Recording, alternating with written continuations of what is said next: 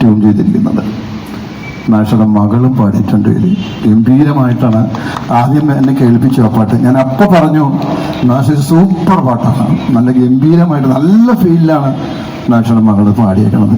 പിന്നെ അങ്ങനെ പലരും പാടിയിട്ടുണ്ട്. ഇത് എനിക്ക് ഭയങ്കര ഇഷ്ടം. എല്ലാ പാട്ടും നന്നായിട്ടുണ്ട്. നല്ല മനോഹരമായിട്ട് സിനിമയുടെ പിക്ചറൈസ് ചെയ്തിട്ടുണ്ട് ഈ സിനിമയുടെ എല്ലാ സീൻസും.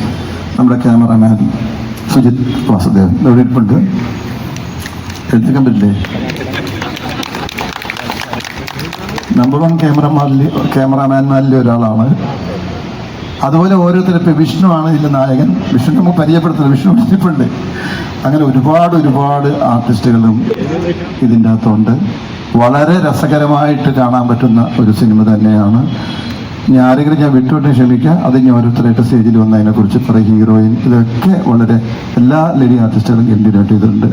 അതിൽ ഞാനും ഒരു കഥാപാത്രം ചെയ്യുന്നുണ്ട്.